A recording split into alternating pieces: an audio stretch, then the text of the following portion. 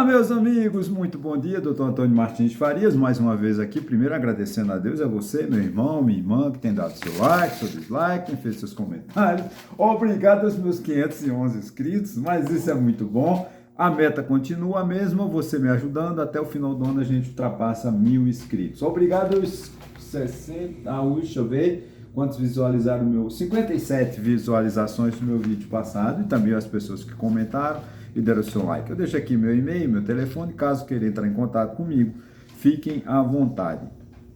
E, bom, gente, o vídeo de hoje, eu li ontem no editorial do Jornal Globo,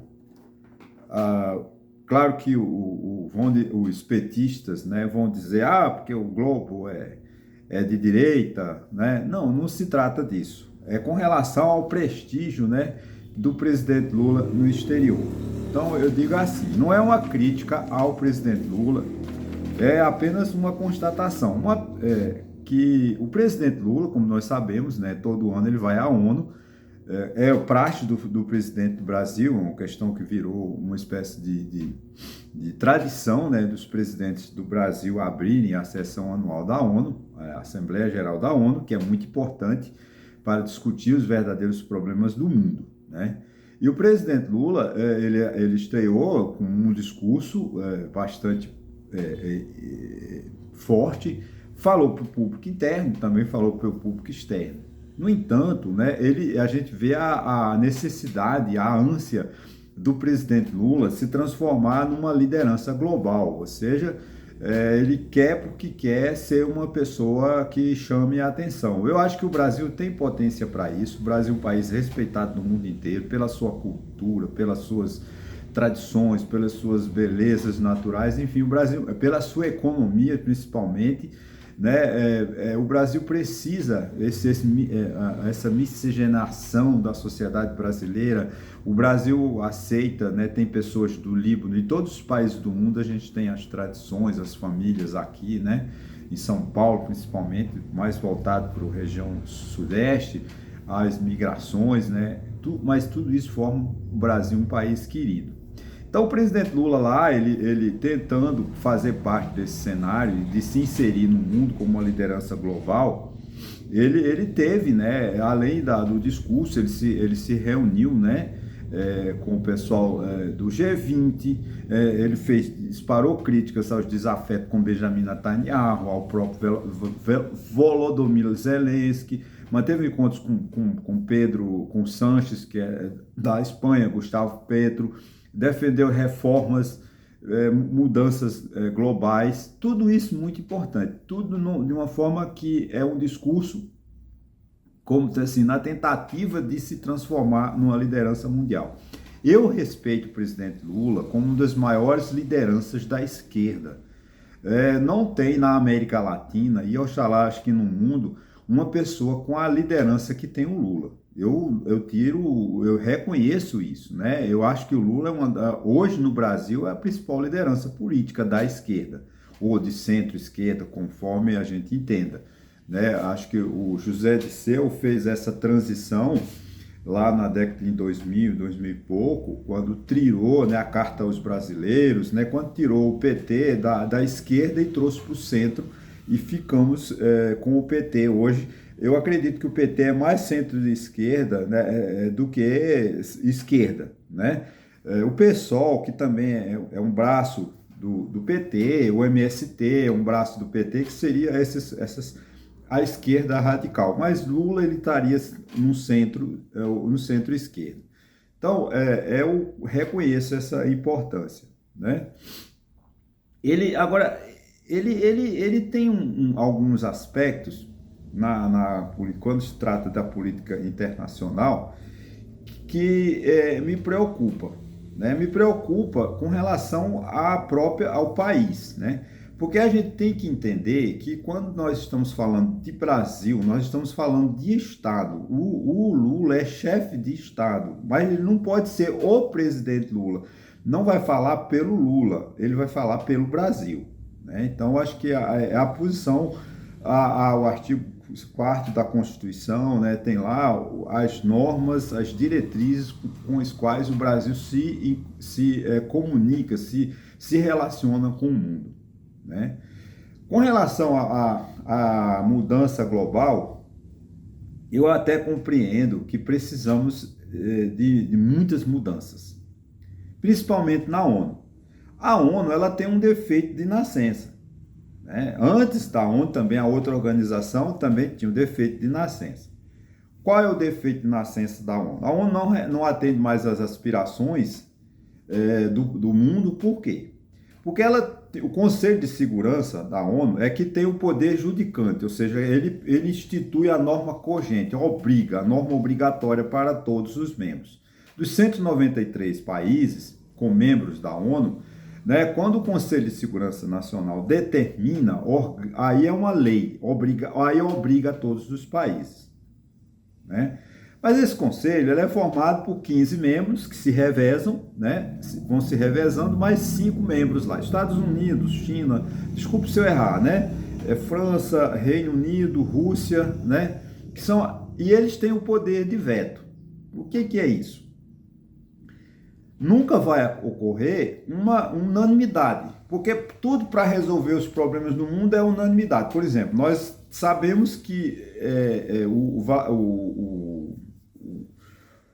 o Putin, quando invadiu a Ucrânia há 2 anos atrás, ele agrediu um princípio de direito internacional, que é a soberania do país, a integralidade do país. Então, a invasão da Ucrânia é uma agressão ao direito internacional. Portanto, cabimento de punição severa ao invasor, que seria o Vladimir Putin, ou a Rússia, né? Mas se reúne o Conselho de Segurança Nacional, a China, que está com o Putin, veta, acabou a punição. Então, o Conselho de Segurança da ONU não tem mais serventia por esse mundo todo. Por exemplo, a questão de Israel, a guerra que está agora no Oriente Médio, né, que é muito preocupante. Os Estados Unidos ou vetam ou se omite. Aí o Israel não cumpre. Quando o Lula defende isso, né, eu acho que ele está muito certo, porque eu também defendo que tem que mudar o Conselho de Segurança da ONU para sair dessa tal unanimidade, que fique, por exemplo, no Parlamento Brasileiro, a reforma da Constituição, 2/3, 2/5, e assim, que não fique unanimidade, porque não vai. O que acontece? Esses 5 países que têm o poder de veto nunca serão punidos e nunca acatarão qualquer determinação que fira, que agrida os seus interesses. Então, a ONU não serve mais para nada. A ONU, que foi criada para defender, para proteger, para a busca da paz, não tem mais serventia no mundo. Criar outro organismo? Sim, como o Lula está querendo, né? Esse é um dos grandes problemas. O Lula ele quer criar com Rússia, China, e os chamados BRICS, também uma norma de pagamento, saída daquela obrigatoriedade do dólar como moeda universal, ok, comercial, né? Vai resolver os problemas? Não, porque vai criar um problema. O Brasil vai ficar ao lado de China e de Rússia. Quando o Brasil precisar, você acredita que a China e Rússia vão votar a favor do Brasil ter uma função permanente, um cargo permanente lá no embaixador no Conselho de Segurança? Claro que não vão, porque é os interesses deles. Então os BRICS, eu já falei aqui, é o sindicato dos ditadores, né? E desse resultado chamado Sul Global, quando for se fortalecendo daqui a alguns anos, vai também ir de encontro aos interesses nacionais, aos interesses do Brasil, né? Então, acho que o Lula, com todo respeito, como eu repito, é uma das lideranças no mundo, né? Uma das melhores lideranças da América do Sul. Veja bem, não importa que eu concorde ou não com a ideologia. O que eu não posso fazer é desprestigiar, é desvalorizar uma pessoa ou uma liderança, uma ideia, simplesmente porque eu sou contrário ao meu pensamento.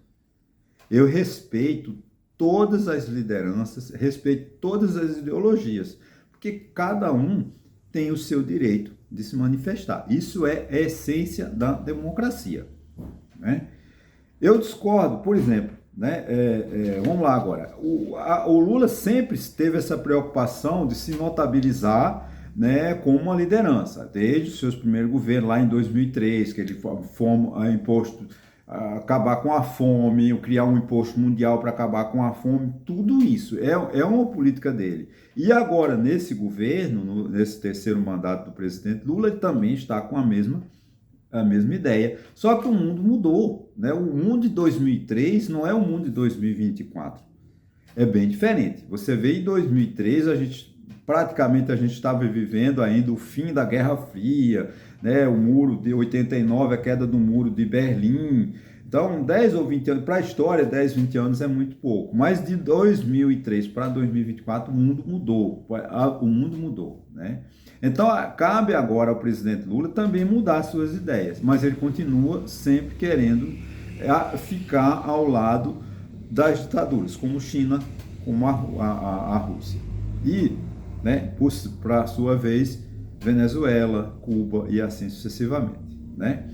Aí me surpreende que no jornal, no mesmo editorial do Globo, ele disse que uma pesquisa, foi fundada uma pesquisa, e diz o seguinte: segundo fontes colhidos de janeiro a abril deste ano, 5 países da América Latina, entre eles Argentina, Chile, Colômbia, México e Peru, o presidente Lula vem mal avaliado nesses países, tá? Não vamos comparecer, não estou discutindo a avaliação do presidente interna COP, ou seja, aqui dentro do nosso país.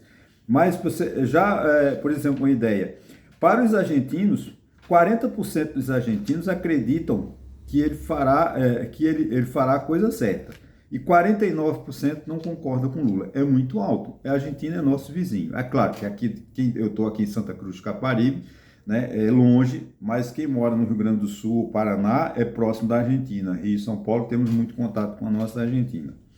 Já os chilenos, 62% não confiam no presidente. Nós temos uma relação histórica, cultural com o Chile, né? Então isso é muito perigoso, essa rejeição ao presidente. Até porque o presidente do Chile também é de esquerda. É um jovem, 30 e poucos anos, diante Lula, né, que vai chegar aos 81, acho que em 2026, né, é uma liderança, uma expressão importante. O que eu acho que ocorre? Qual é o meu ponto de vista? A escolha errada do presidente Lula com relação à política externa. Ele sempre, nos governos dele e no governo da presidente Dilma, sempre tiveram 2 assessores, né? O embaixador das Relações Exteriores, o ministro das Relações Exteriores, e um assessor especial para assuntos. O Celso Amorim, ele é um ideólogo, um excelente embaixador. Poxa, tem grandes serviços prestados ao mundo, ao país. Agora, a tendência dele é ligada à Rússia, China, Cuba, Venezuela. É que nem Frei Beto. Né? Frei Beto vamos lá, né? Ele tem lá, foi excomungado, mas ele é amigo de Cuba. Ele nunca criticou a ditadura de Cuba. O presidente Lula, né, por que ele não é aceito no mundo? Por essa questão da omissão com a Venezuela. Ele foi ao discurso na ONU, ele criticou os Zelensky, ele criticou todo mundo, mas não criticou a Venezuela. Isso cria uma dificuldade. Nós não podemos simplesmente confundir amizades com Estado. Estado é diferente de amizade, né? A amizade do presidente Lula com o presidente da Venezuela não tem nada a ver com o presidente Lula, que representa o Brasil. O Brasil não aceita ditaduras, o Brasil respeita a democracia, o Brasil respeita os direitos humanos, o Brasil respeita a soberania dos povos, coisa que não acontece na Venezuela. Quando Nicolás Maduro frauda, todo mundo apontou a fraude na eleição, né, que ele fechou as urnas, não deixou que ninguém tivesse acesso. Até hoje o presidente Lula mostra as atas, ele não vai mostrar, e provavelmente em janeiro vai algum representante do Brasil para a posse de Nicolás Maduro, porque até lá a imprensa já esqueceu da ditadura na Venezuela. Daí o erro interno da política do presidente Lula. Ele tem que rever essa questão de ter dois embaixadores. O Celso Amorim, teólogo, e o ministro das Relações Exteriores, que trata com países do mundo inteiro. A política externa do Brasil não pode ser uma política do PT e uma política do Brasil. Tem que ser uma política só. Essa é a minha opinião. Agora, eu respeito o pessoal do PT. O pessoal do PT tem todo o direito de pensar do jeito deles. Agora, eu não aceito que o presidente Lula faça um discurso na ONU e critique tantos, mas omita-se com relação à Venezuela. Foi o único país, a União Europeia criticou a questão de Nicolás Maduro, a OEA não aceitou Nicolás Maduro, a Fundação Carter disse que as eleições na Venezuela não tem chance de serem creditadas. O governo americano e o Brasil ficou ao lado da Venezuela, um lado da omissão por causa da amizade. Isso não é política externa. A política externa é você falar a verdade. Até tirando um pouquinho, eu vou dar uma de Tite, de Tite, técnico do Flamengo, por enquanto, né? O Tite gosta dessas expressões, né? Se você tem um filho e ele comete um erro, você tem que chamar a atenção dele. Se você deixa ele fazer o erro porque é teu filho, o que ele vai acontecer? Quando ele se transformar num monstro, você não pode culpar ninguém, é você mesmo que não o puniu. Então, o que o presidente Lula e a política externa do Brasil devia fazer com relação à Venezuela era falar a verdade, dizer, olha, o Nicolás Maduro, você está errado, você não reconhecendo tua vitória por isso. Acabou. Eu vou expulsar seu embaixador. O problema é seu, expulse. Eu também expulso o seu, pronto, a Venezuela. Esse é o grande problema, né? A gente não pode trabalhar com paternalismo. E, infelizmente, a política externa não é para trabalhar com paternalismo, porque não existe santo na política externa. Tá? Não tem essa, os Estados Unidos são amigos do Brasil, mentira. Os Estados Unidos pensam nele. A Rússia é amigo do Brasil, mentira. A Rússia pensa nela. A China pensa no Brasil, mentira. A Rússia está enchendo empréstimos para países latino-americanos, países americanos, construir barcos, construir portos. O preço disso era muito caro que ela vai cobrar.